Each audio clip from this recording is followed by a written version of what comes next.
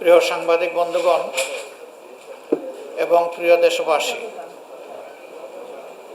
আল্লাহ তাবারক ওয়া তাআলার অগণিত শুকরিয়া আদায় করছি।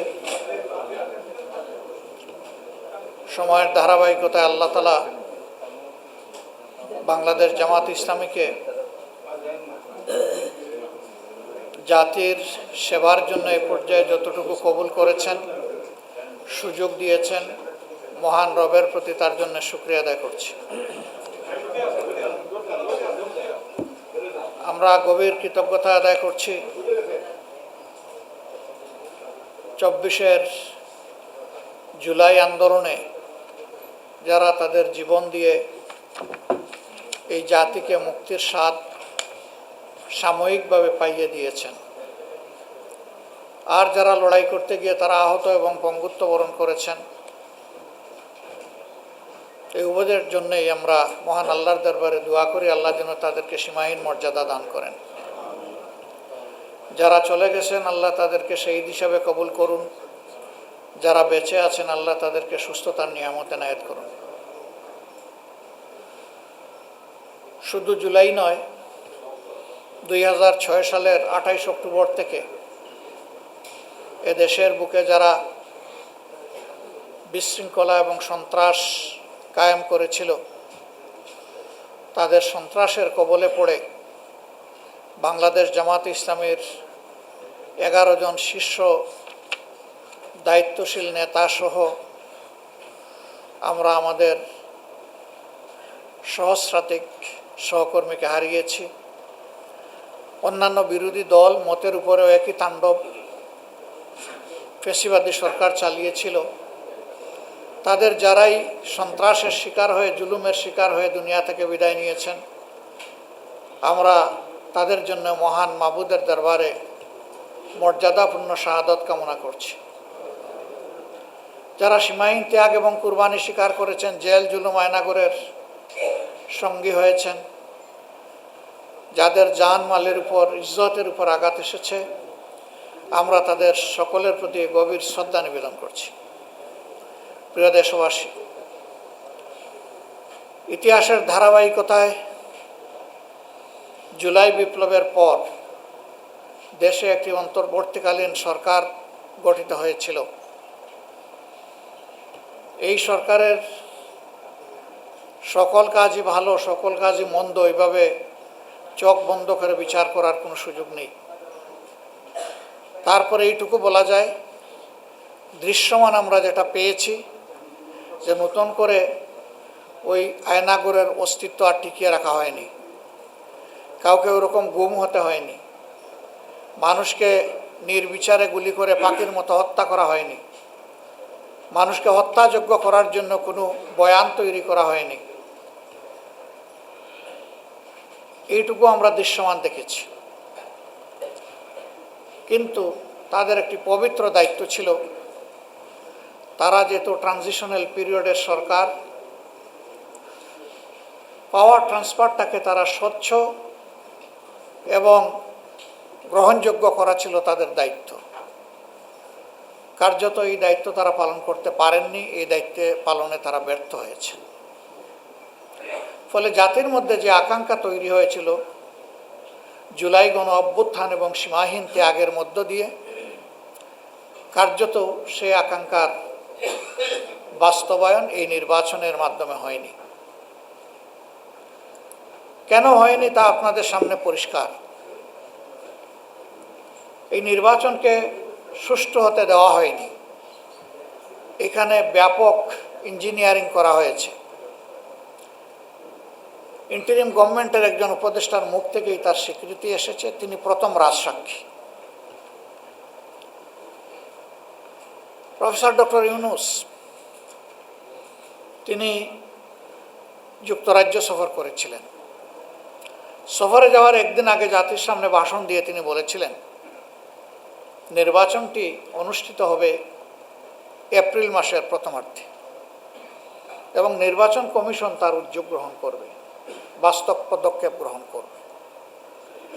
তিনি গেলেন, সেখানে বর্তমানে যিনি প্রধানমন্ত্রী, তখন তিনি জাতীয়তাবাদী দলের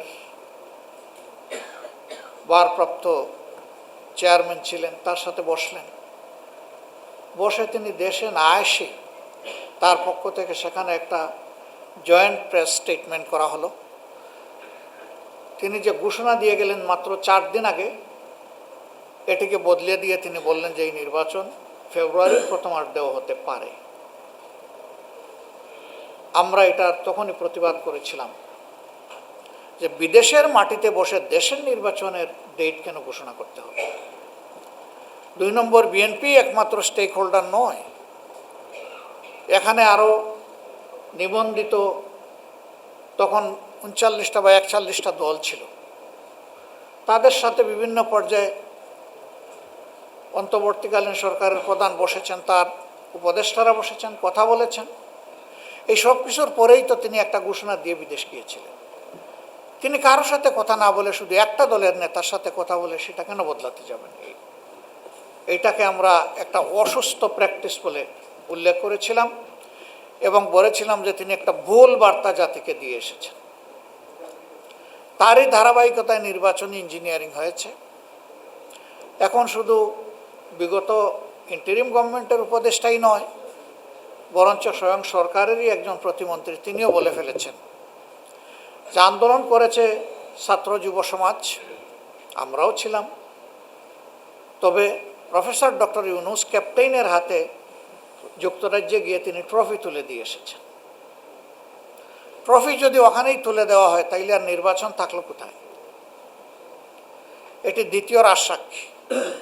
এর মাধ্যমে এটা প্রমাণিত হয়ে গেল যে নির্বাচনে যোগ সাজসের মাধ্যমে ব্যাপক অনিয়ম করে জনগণের প্রত্যাশার কবর রচনা করা হয়েছে। 2টি ভোট একই দিনে একই সাথে অনুষ্ঠিত হয়েছে, 2টি ব্যালটে, পৃথক ব্যালটে। একটি ভোট ছিল জাতীয় সংসদ সদস্য হিসেবে যাকে তারা নির্বাচিত করবেন, আরেকটি ভোট ছিল গণভোটে হা কিংবা না। এখানে 4টি সুস্পষ্ট প্রশ্নমালা ছিল। এর ভিত্তিতেই জনগণ তাদের রায় দিয়েছে। 2টি ব্যালটেরই সদ্ব্যবহার হয়েছে। যারা ভোট দিতে এসেছেন তাদের 68 ভাগের উপরে জনগণ হার পক্ষে ভোট দিয়েছে গণভোটে। আর বিগত সরকারের যে উপদেষ্টা বলেছিলেন যে আমরা তাদেরকে মেইন স্ট্রিম হতে দেইনি, তাদের 168টা পাওয়ার কথা ছিল, আমরা 100টা কেটে নিয়েছি, তাদেরকে 68তে আমরা বেঁধে দিয়েছি। আপনি দেওয়ার না দেওয়ার কে? Who has given you that power? এটা চরম লজ্জাজনক, কিন্তু সত্য চাপা থাকে না, বের হয়ে আসে। এরপরে তিনি বললেন না, আমরা বর্তমান বিরোধী দলকে মিন করি নাই। তাহলে বর্তমান বিরোধী দলের বাইরে 68টা আসন কে পেল? আসলে হাজারবার চেষ্টা করলেও শাক দিয়ে ভাত ডাকা যায় না। সত্যকে মিথ্যার প্রলেপনে অন্ধকারে ফেলে রাখা যায় না। সত্যের আলো বের হয়ে আসে, এটি বের হয়ে এসেছে। ইতিহাস হয়তো একদিন এই নির্বাচনের পোস্টমর্টম করবে, সেদিন আরও চুলচেরা অনেক জিনিস বের হয়ে আসবে। তবে আমাদের ঐক্য বাংলাদেশের জনগণের দেশ পরিচালনার দায়িত্বে গেল কি গেল না, এটা আমাদের বড় আফসোসের জায়গা নয়। আমাদের বড় আফসোসের জায়গা জনগণের আকাঙ্ক্ষার যে মৃত্যু হলো এই জায়গাটা। এরপরে কি হলো? দেশে একটা অস্থিতিশীল পরিবেশ আমরা চাইনি তাৎক্ষণিক সৃষ্টি হোক। এই ধরনের ইলেকশনই শেষ ইলেকশন নয়। এই মার্কা ইলেকশনে 2008 সালেও হয়েছিল। তো 2008 সালে বোঝাপড়ার মধ্য দিয়ে পিছনের দরজায় যারা প্রবেশ করে ক্ষমতার মসনদে আরোহণ করেছিলেন তারা তো তাদের পরিণতি বহন করে বিদায় নিয়েছেন। এখনও যদি কেউ এরকম করে থাকেন এবং যদির কোনো অবকাশ নাই, ইতিমধ্যে তা প্রমাণিত, তাহলে তাদের পরিণতিও ভিন্ন কিছু হওয়ার কথা নয়। কারণ মূল জাস্টিস আল্লাহ তাআলার হাতে। আল্লাহর বিচার কখনো পক্ষপাতিত্বমূলক হয় না। যার যেটা পাওনা আল্লাহ তাকে সেটা সমঝিয়ে দেন, বুঝিয়ে দেন।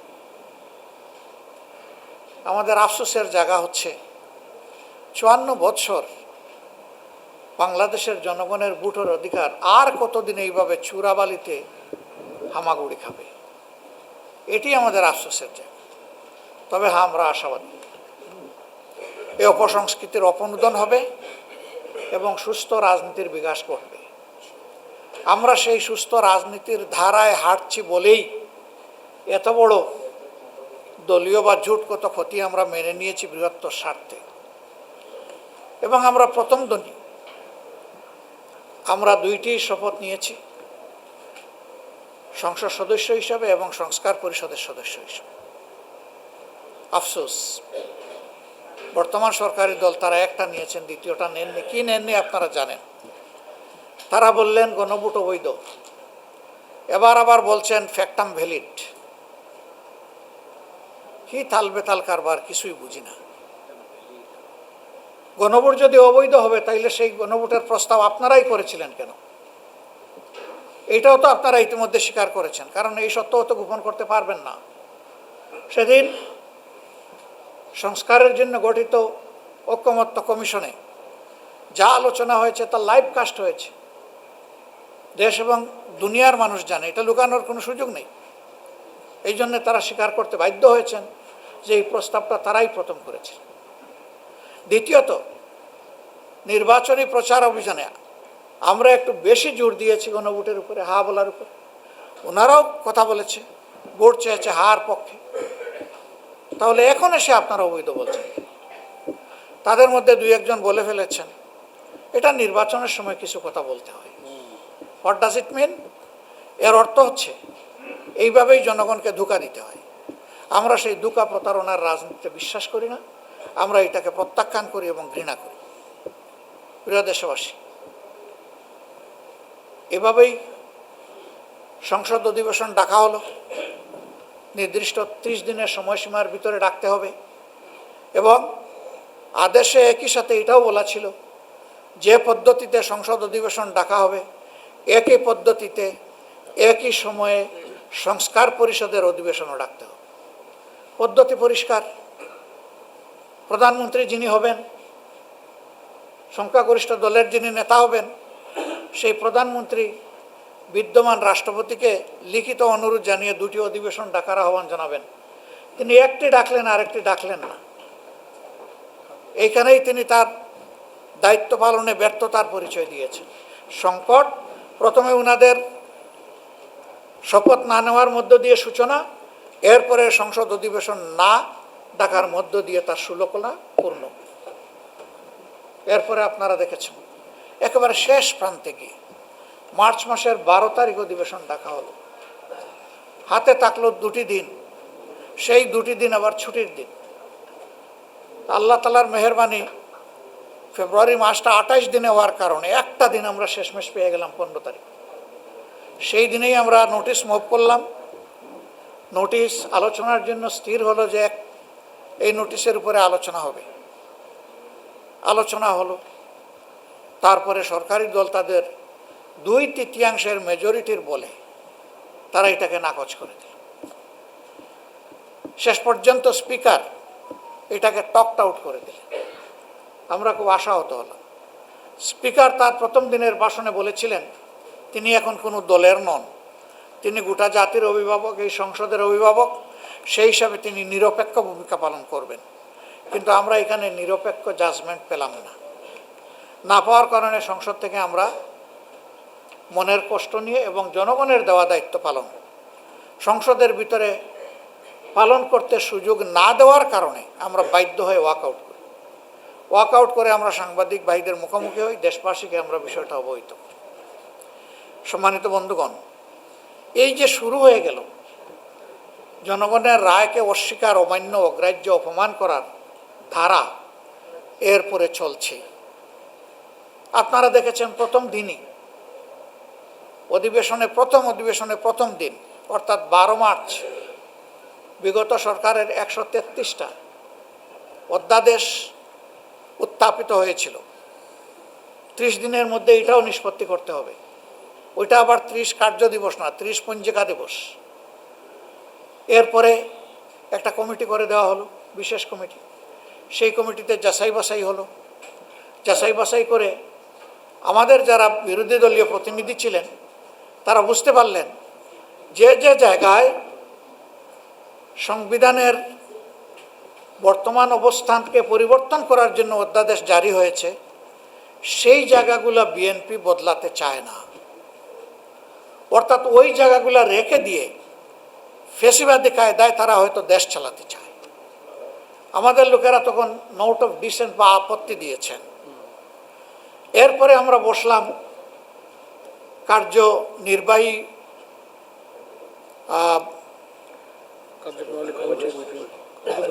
কার্য উপদেষ্টা কমিটির বৈঠকে বসলাম, স্পিকার সাহেবের সভাপতিত্বে। সেখানে কথা হলো, তারা চাইলেন যেগুলা তাদের পছন্দ না এগুলো ল্যাপস করে দেওয়া, আলোচনায় আনবেন না। আমরা বললাম তা আমরা মানব না। 133টা সংসদে উত্থাপিত হয়েছে, এটা সংসদের প্রপার্টি, সংসদেই আলোচিত হতে হবে। এরপরে তার ভাগ্যে যেটা হবে, আপনারা যদি যথাযথ যুক্তি আসার পরেও 2/3 বলে কিছু করতে চান করবেন, জনগণ তখন দেখবে, বিচার করবে, কিন্তু সংসদের টেবিলে এটা আনতে হবে। আমরা কি দেখলাম, সেখানে আবার বলা হলো যে সময় তো কম। তখন স্পিকার সাহেব বললেন তাইলে আগামীকাল থেকে আমরা সকাল বিকাল অধিবেশন করব। বিরোধী দলের নেতা আপনি কি বলেন? আমি বললাম উই এগ্রি। এরপরে তিনি বললেন যে প্রয়োজনে আমরা শুক্রবারে অধিবেশন চালাবো, উই এগ্রি। তিনি বললেন প্রয়োজনে রাত 12টা পর্যন্ত অধিবেশন চলবে, তবুও সবগুলো টেবিলে আসবে। কিন্তু শেষ দিনে এসে দেখি না, এখানে কাটসাট করে আমাদের সামনে যে আলোচ্যসূচি দেওয়া হয়েছে সেখানে একটা মাত্র বাকি, সেটা ছিল ধূমপান সংক্রান্ত বিষয়, আর নাই। আমরা পয়েন্ট অফ অর্ডারে দাঁড়িয়ে জানতে চাইলাম কি হলো। মাননীয় স্পিকার, আপনার সভাপতিত্বে কার্য উপদেষ্টা কমিটিতে এই সিদ্ধান্ত হয়েছে, আপনি এখনও এখানে সভাপতিত্ব করছেন, তাহলে সেগুলো আসছে না কেন? তখন তিনি ফ্লোরের দিকে তাকালে আইনমন্ত্রী আর স্বরাষ্ট্রমন্ত্রী দাঁড়াইয়া এটার জবাব দেওয়া শুরু করলেন। অযৌক্তিক জবাব, যেটার মধ্যে কোনো যুক্তি নেই। গায়ের জোরে এটাকে চাপিয়ে দেওয়ার যখন শেষ অবস্থান নিয়ে ফেললেন মাননীয় স্পিকার সাহেব, তাদের কথায় যখন তিনি রাজি হয়ে গেলেন, আমরা তখন বাধ্য হয়ে আবার সংসদ থেকে ওয়াকআউট করলাম। এবং আমরা বললাম, যেমন গণভোটকে খুন করার কারণে আমরা জনগণের কাছে গিয়েছিলাম এই আইটেম নিয়ে, আমরা আবার জনগণের এজেন্ডা নিয়ে জনগণের কাছে চলে যাচ্ছি, তবে সংসদেও আমাদের লড়াই চলবে। সম্মানিত ভাইয়েরা, আমরা চাইনি যে একটা সরকার গঠিত হয়েছে, বিশ্বে যুদ্ধ পরিস্থিতির কারণে বিভিন্ন দেশের মতো আমাদের দেশও আর্থিক সংকটের মুখোমুখি, জ্বালানি সংকটের মুখোমুখি। আমরা আন্দোলন সংগ্রামের দিকে যাব, এতে জনদুর্ভোগ বাড়বে, আমরা এটা চাইনি। কিন্তু আমাদেরকে যখন সংসদে ন্যায্য বিষয়ে কথা বলতেই দেওয়া হবে না, তখন আমাদের জায়গা থাকে রাজপথ। কারণ আমরা জনগণের দায়িত্ব নিয়ে তো সেখানে ঢুকেছি, জনগণকে কথা দিয়েছি, সেই কথাগুলোর বাস্তবায়ন হচ্ছে না, কথা বলতে দেওয়া হচ্ছে না। এখন তাহলে যেখানে স্পিকারের পারমিশন লাগে না সেখানেই আমাদেরকে কথা বলতে হবে। আবার আপনারা দেখেছেন এত বড় এজেন্ডাগুলো আসছে একটা একটা করে, যেখানে আমাদের নোট অফ ডিসেন্ট প্রথমে আমাদেরকে সময় দেওয়া হলো 2 মিনিট, আমার অনুরোধে বাড়িয়ে করা হলো প্রথম জনকে 6 মিনিট। তারপরে আমি দাঁড়ালাম, আমি বললাম যে যদি ডিবেট হতে হয়, পার্লামেন্টারিয়ান ডিবেট, 2 মিনিটে কোনো ডিবেট হয় না, 2 মিনিটে কমেন্ট পাস করা যায়। এই সাবজেক্টটা কি, কেন, এর গুরুত্ব কি, কোথায় আমরা যেতে চাই, এটা বলতে হলে মাননীয় স্পিকার এই 2 মিনিটে হবে না। তিনি বললেন আমি তো 6 মিনিট দিয়েছি, ঠিক আছে আর একটু সময় বাড়িয়ে দেবো। আমি বললাম আপনি পর্যাপ্ত সময় আমাদেরকেও দেন, ওনাদেরকেও দেন, আমাদের কোনো আপত্তি নেই। তখন তিনি বাড়িয়ে এটা 10 মিনিট করলেন। একজনকে শুধু 15 মিনিট সময় দেওয়া হয়েছে, বাকিদের জন্য 10 মিনিট। আর ট্রেজারি বেঞ্চ থেকে যারা দাঁড়িয়েছেন তারা এক কিংবা একাধিক ব্যক্তি আনলিমিটেড টাইম কথা বলেছেন, এগুলো আপনারা দেখেছেন মিডিয়ার মাধ্যমে। আমাদের সমস্যা হলো আমাদের যুক্তিগুলো যখন তুলে ধরার পরে ওনারা শেষ বক্তব্য রাখে, তখন ওনারা ভুল তথ্য উপাত্ত যখন দেয় সেইটার প্রতিবাদ করার জায়গাটা আমাদের থাকে না। আরেকটা সংকট আমাদের জন্য। তবে হ্যাঁ, আমরা বুঝি এই দেশের জনগণ সতর্ক। কারো বাপ হারিয়েছে, কারো ছেলে হারিয়েছে, কারো বাবা হারিয়েছে, কারো ভাই হারিয়েছে। তারা দেখছে কে কি করছেন আর কে কি বলছে। জনগণের সামনে সব পরিষ্কার। আমরা জনগণের এজেন্ডা নিয়ে এখন জনগণের সাথে কাজ করি। সংসদেও আমরা যখনই সুযোগ পাব আমরা ন্যায্য কথাগুলো জনগণের বলতেই থাকব। সম্মানিত ভাইয়েরা, যে জিনিসগুলা অগ্রাহ্য অমান্য করা হলো, প্রথমত 70 ভাগ এর মতো মানুষের রায়কে অগ্রাহ্য করে কার্যত জনগণকে অপমান করা হয়েছে। বাংলাদেশ নয়, বিশ্বের ইতিহাসে কোথাও রেফারেন্ডাম এইভাবে বৃথা যায়নি। কোথাও একটা সিঙ্গেল উদাহরণ নেই। বাংলাদেশের 4টা রেফারেন্ডাম, এটা চতুর্থ। প্রথমটাও বিএনপির হাতে, প্রথমটাও সংবিধানে ছিল না। জিয়াউর রহমান সাহেব প্রথম যে গণভোট করেন, শেষটাও সংবিধানে ছিল না। ওইটা যদি জায়েজ হয় তাইলে এটা না জায়েজ হবে কেন? হ্যাঁ, এটা মনের মতো হয় না, এই জন্য এটা না জায়েজ। এখন আবার এটা ফ্যাক্টাম ভ্যালিড।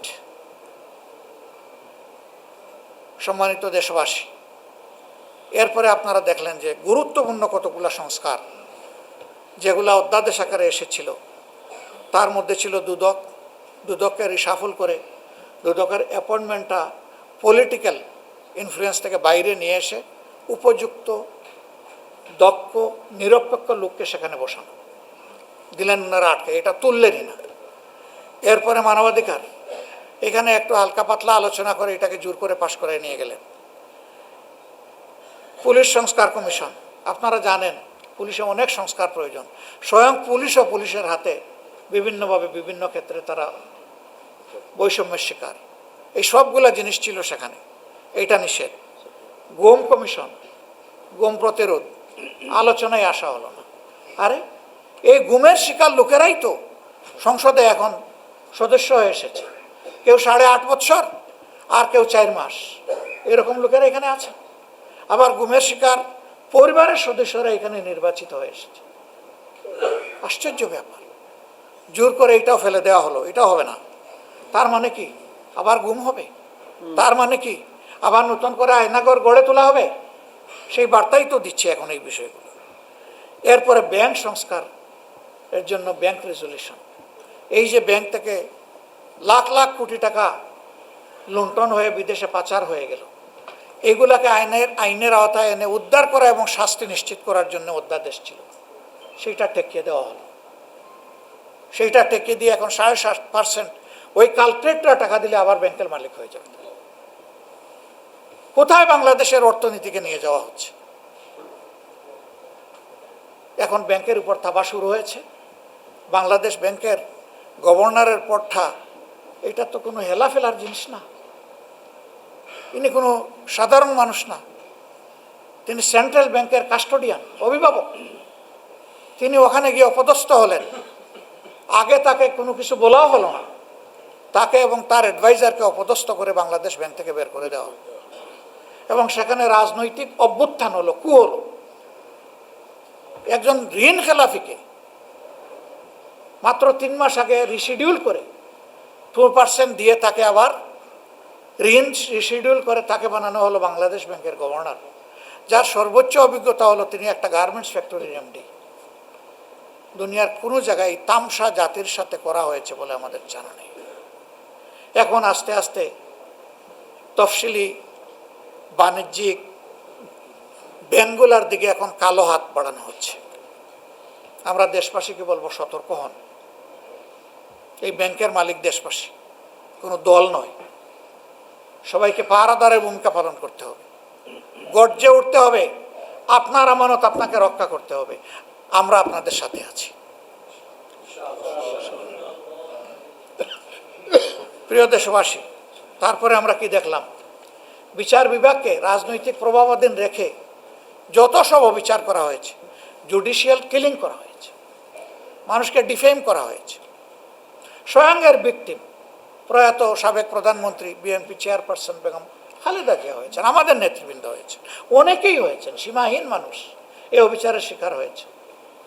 সেই জায়গায় স্বাধীন বিচারালয়ের আলাদা সচিবালয় হবে, এইটা ঠেকিয়ে দেওয়া হলো। অলরেডি এটা উদ্বোধন হয়ে গেছে, সাবেক প্রধান বিচারপতি ডক্টর সৈয়দ রিফাত আহমদ এটা উদ্বোধন করে গেছে, সেইটা ঠেকিয়ে দেওয়া হলো। তার মানে বিচারকে আর স্বাধীনভাবে চলতে দেওয়া হবে না। আগের সেই ফেসিবাদী কায়দায় এখন ডিকটেশনের আন্ডারে বিচার চালানো হবে। বিচারক বলবে আপনি দাঁড়িয়ে যাবেন, আপনাকে আমি বসিয়ে দিব, আর মানুষ বুঝবে যে সুষ্ঠু বিচার হচ্ছে। এই বোঝাপড়ার মধ্য দিয়ে মানুষকে হত্যা করা হবে, যাবজ্জীবন শাস্তি দেওয়া হবে, বেজ্জত করা হবে, সম্পদ লুণ্ঠন করা হবে, লুণ্ঠিত সম্পদকে লুণ্ঠনকারীর জন্য হালাল করে দেওয়া হবে। সেই বিচার তো চায় না।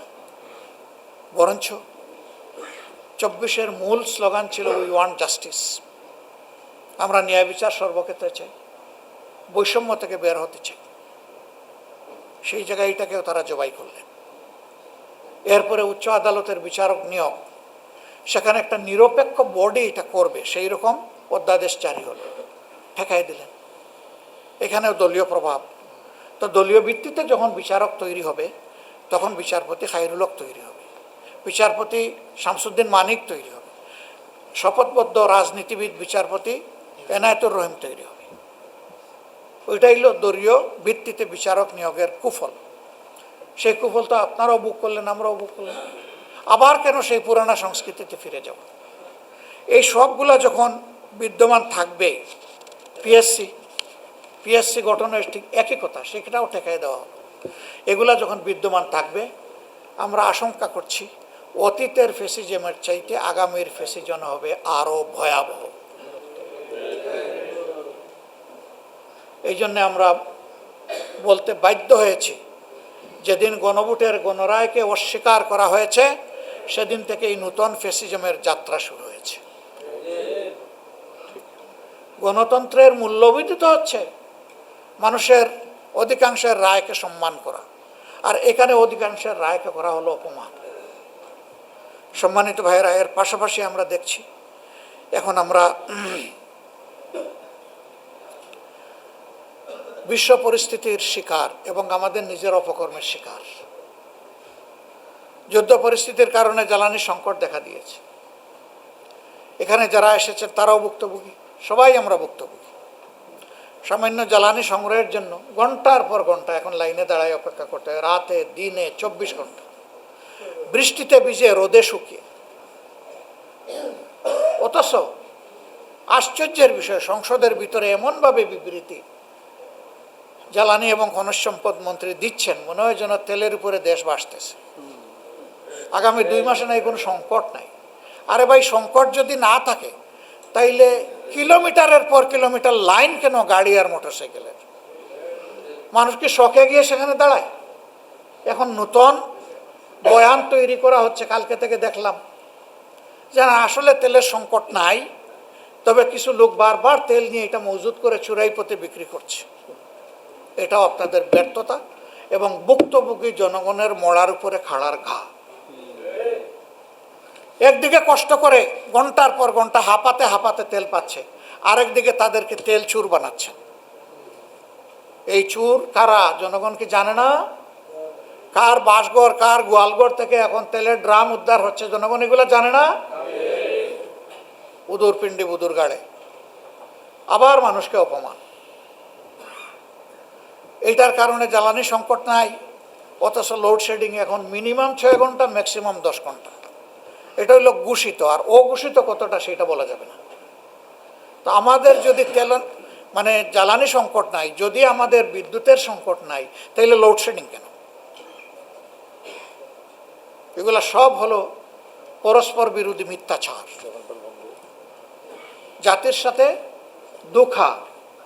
আমাদের বৃহৎ শিল্প কারখানা, মাঝারি শিল্প কারখানা যেগুলো আছে, সেগুলো ফার্নেস অয়েলের অভাবে এখন সেগুলো বিপদে ঝুঁকিতে পড়ে গেছে। সবগুলো নিয়ে জাতির সাথে একটা লুকোচুরি চলতেছে। ডেমোক্রেটিক যত প্রতিষ্ঠান ছিল সব ধ্বংসের পায়তারা শুরু হয়ে গেছে। প্রশাসক বসানো হচ্ছে, খেলার ময়দান, ক্রিকেট বোর্ড, সেই জায়গায়ও লোভ সামলাইতে পারলেন না। সেখানে কেউ বাপের তালিকায় আর কেউ স্বামীর তালিকায়, কেউ অপেক্ষমান তালিকায় ছিলেন, তিনি বাইয়ের তালিকায়। এইরকম করে ক্রিকেট বোর্ডটাকে পর্যন্ত দলীয়করণ করে ফেলা হলো। বাকি থাকলো কি? সবই তো শেষ করে দিচ্ছেন। সিভিল প্রশাসনে যে লোকগুলো আসলেই দক্ষ, সৎ, তাদেরকে এখন নিয়ে ডাম্পিং প্লেসে ওএসডি করা হচ্ছে, অথবা কোনো খারাপ জায়গায় পাঠিয়ে দেওয়া হচ্ছে। তাদের মেধা থেকে জনগণ বঞ্চিত হচ্ছে, আর সেই লোকগুলোর উপর জুলুম করা হচ্ছে। পুলিশে একই অবস্থা। সকল দিকে এখন একটা মহানৈরাজ্য চলতেছে। বিশ্ববিদ্যালয় বিসি মানে চোখের পলকের সাথে শেষ। দুদক একদিনে পদত্যাগ করেছে। মানবাধিকার কমিশন পদত্যাগ করে তারা একটা খোলা চিঠি দিয়েছে। বিচারকদের উপর হস্তক্ষেপ করে তাদের উপরে এখন সকস করা হচ্ছে 28 জন বিচারককে। অথচ বলা হচ্ছে, তারাই বলেন যে বিচারকরা স্বাধীন, তো স্বাধীনদের উপরে আপনারা আবার ছড়ি ঘুরান কেমনি? এই অল্প সময়ের ভিতরে তারা এই কাজগুলো করে ফেলেছে। একদিকে তারা কৃষক কার্ড, তারপরে আপনার কি বলে ফ্যামিলি কার্ড বিতরণ করছেন, এখন হেলথ কার্ডও দিবেন। ভালো, সেটা দেন। সেটা যদি রাষ্ট্রের পর্যাপ্ত রেভিনিউ থাকে, দিবেন না কেন? জনকল্যাণে ব্যয় করেন, কারোর তো নিজের না। সেখানে দলীয়করণ, আবার সেখানে গিয়ে অনেক অঘটন ইতিমধ্যে ঘটে গেছে, আপনারা দেখেছেন। এক বিধবা, তাকে কার্ড দেওয়ার কথা বলে তার জীবনটাই শেষ করে দেওয়া হয়েছে। একটা কেস এসেছে, বাকিটা হয়তো লজ্জায় মুখ বুজে আছে, জানি না এরকম হয়েছে কিনা, আল্লাহ ভালো জানেন। সেখানে আবার চাঁদাবাজি হচ্ছে এটাকে কেন্দ্র করে। আর চাঁদাবাজি আগের চাইতে রেট এখন দিন দিন সব সেক্টরে বাড়তেছে।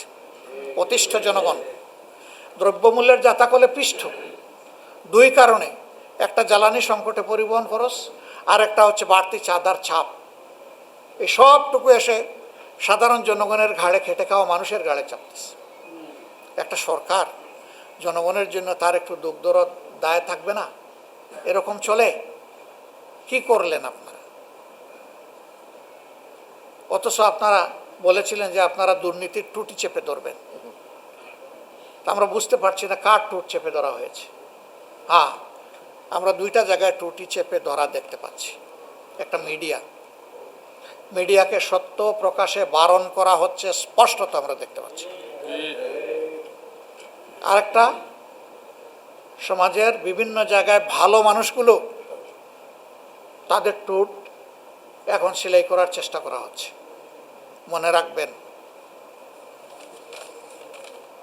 এইভাবে কারো টুট দীর্ঘদিন বা চিরদিন বন্ধ করে রাখা যায় না, যায় না।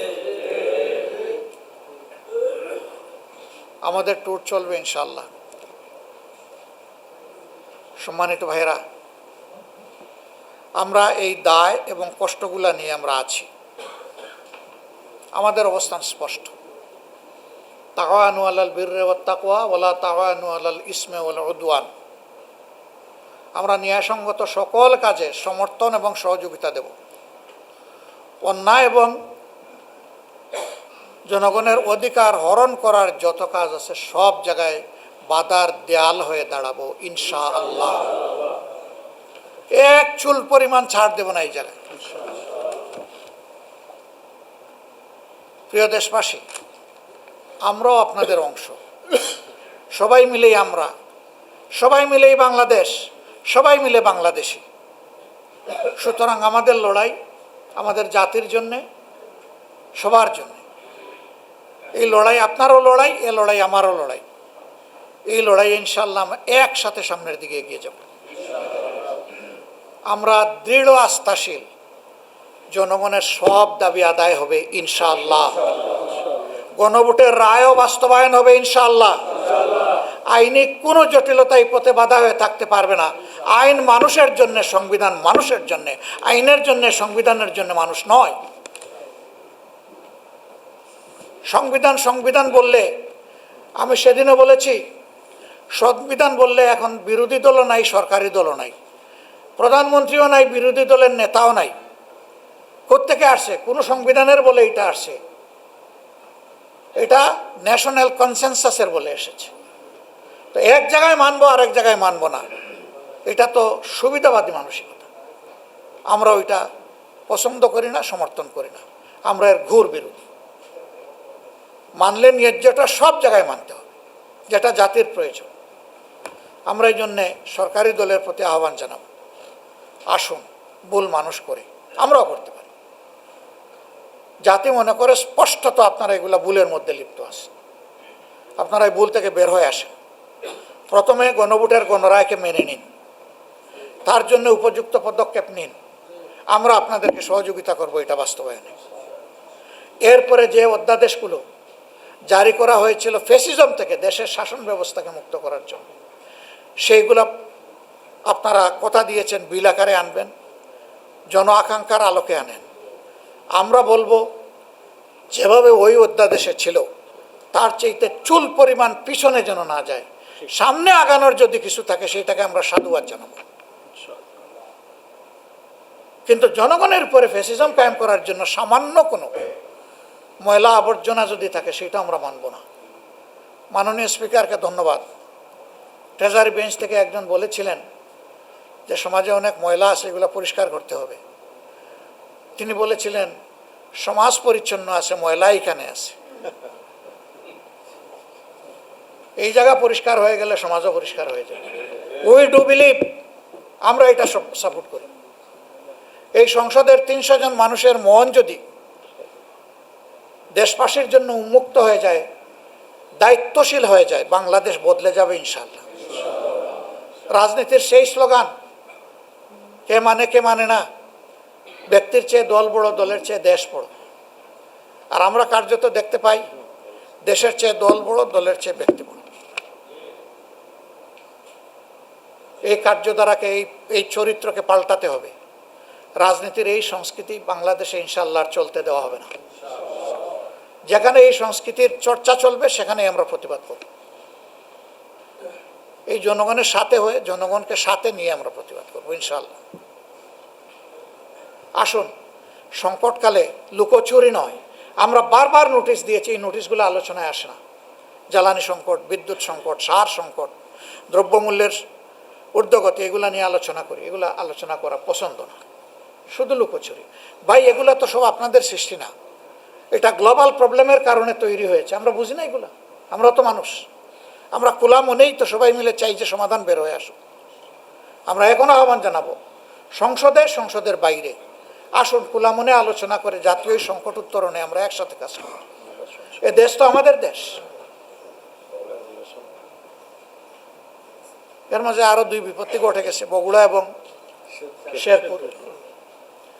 এখন লোকরা বলে 96-তে মাগুরা আর 26-এ এসে বগুড়া। কেন রে ভাই, দরকার কি ছিল? ফেয়ার ইলেকশন করে আপনারাই জিতেন, না হয় আমরাই জিতি, জনরায়টাকে আমরা সম্মান করি।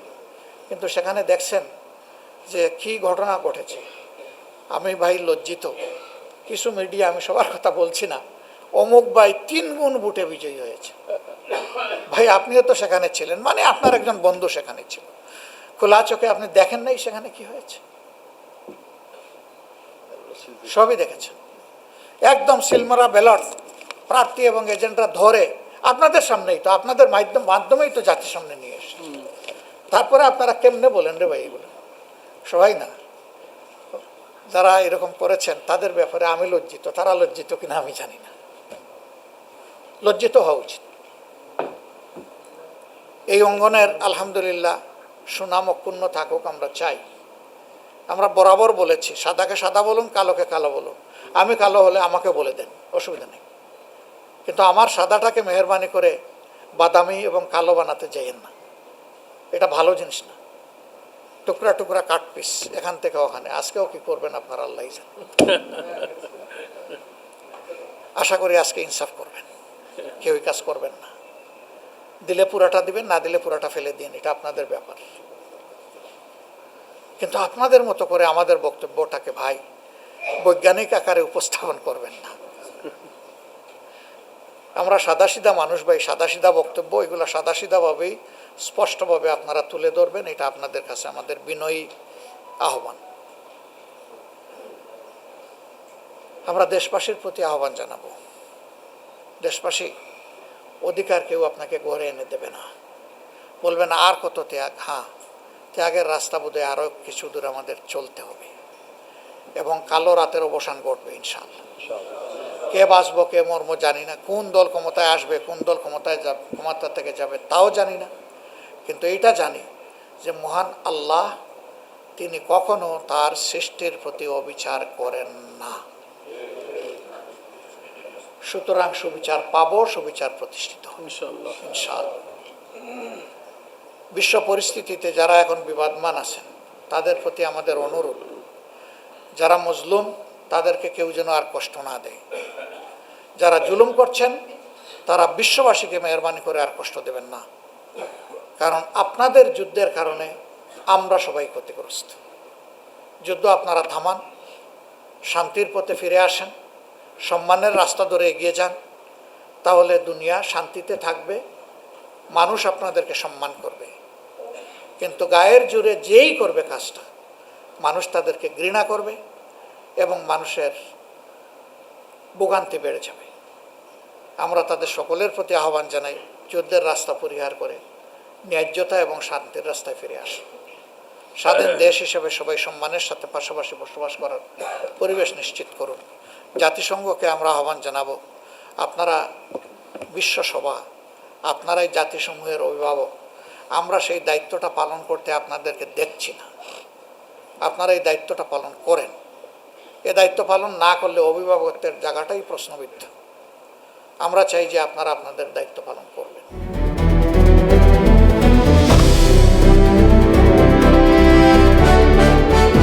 দিনাজপুর টিভি মানুষের জীবনের কথা বলে।